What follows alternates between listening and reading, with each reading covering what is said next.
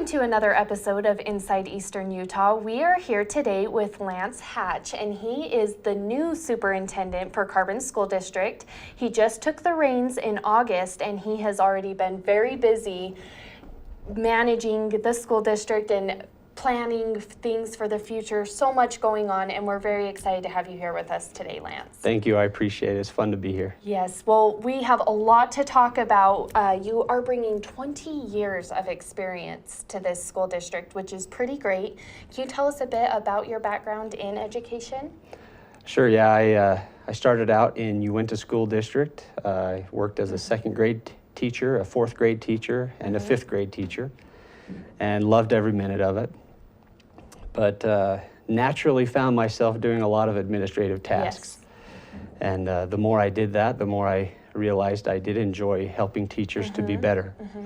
And so I went ahead and completed my master's degree and my administrative certificate. And my hometown elementary school decided they wanted to hire me. Crazy people. They wanted you back, huh? I hired the green principal that had never done it before. And thank goodness I was there for 7 years as a principal, and then I worked at the district office down in San Juan School District and loved that. But had the opportunity to go back to Vernal, to Uinta School District, yes. and my family and I just loved the area and loved the school district itself. And so we were excited to have the opportunity to go back there. I was the HR director there at the district office, and then, of course, now I'm here at Carbon School District. My wife is from Price, and I went to college here and have known the area for a long time and love the area. So it was just a natural thing when the position came open to apply, and I'm very grateful to the school board for allowing me the opportunity. It's a great place to be.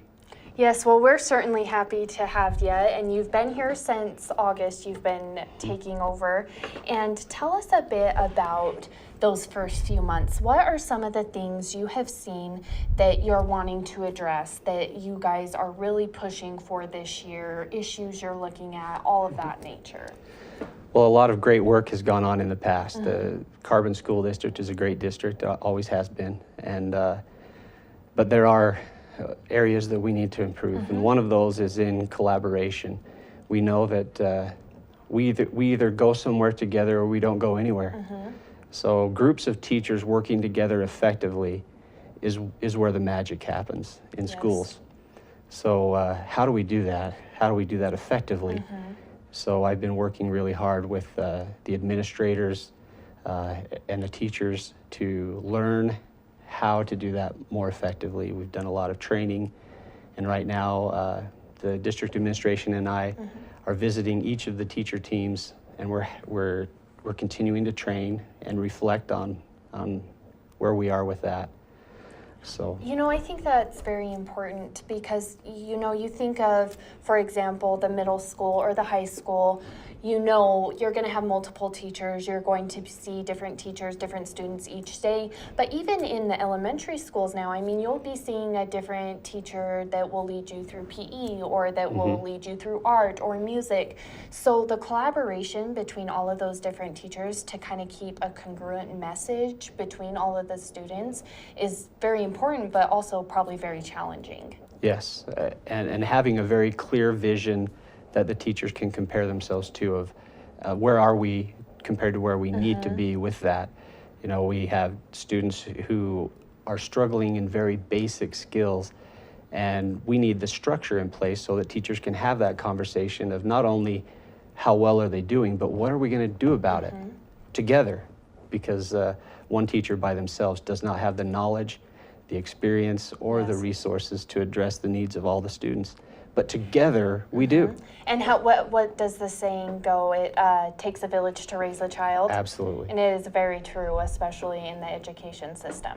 Now, you mentioned something that you guys might see as a struggle in the district, and reading, I think, has been one of the key points you guys have wanted to focus on. Tell me what that looks like, what the struggle looks like, and what kind of the hurdle is. Yeah, this is one of my passions. probably the thing I'm most passionate about, because reading is the most important skill. Everything else comes easier if you can read well.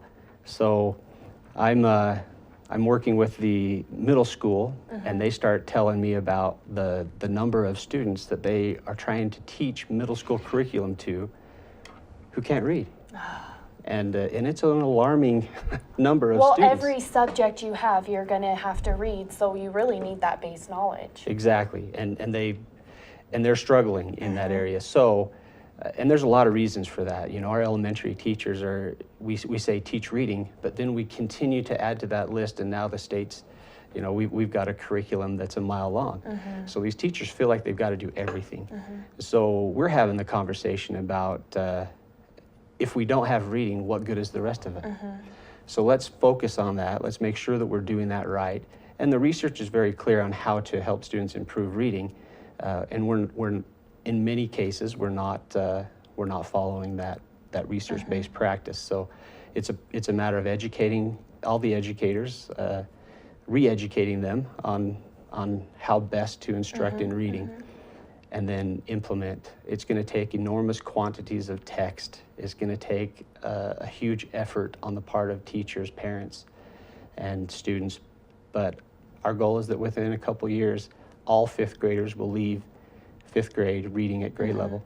And if we do that, then our middle school can do their job. Yes. And then the high school can do their job. Yes.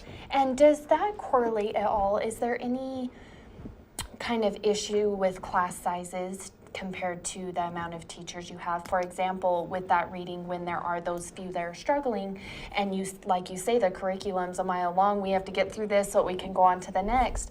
There isn't as much time for that one-on-one help that maybe some kids need. And that's where the collaboration comes in. That's why collaborating is so important. So we're teaching the teachers how to look at that and problem solve. How can we get these few students the help that they need in a structure that's guaranteed? It used to be if you had a great teacher, they'd find a way to get you the help that you needed. We don't want to leave it up to the lottery of what teacher you get. Yeah. We want it to be a systematic process. Everybody, if you're not achieving, you are going to get the help that you need, guaranteed. Well, that's great, and obviously a very good goal for you guys to have. Now let's talk some other goals. What are some other plans you have now that you're superintendent here? Well, for the future, we, you know, there's an interesting a statistic out there where out of every 10 jobs in the state of Utah, only 3 of them require some type of college degree. Really? But all of them require education after high school. Yes.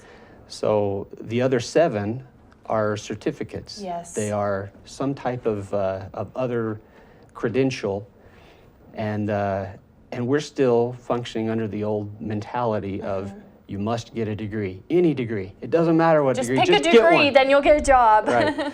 So, but that's not our reality anymore.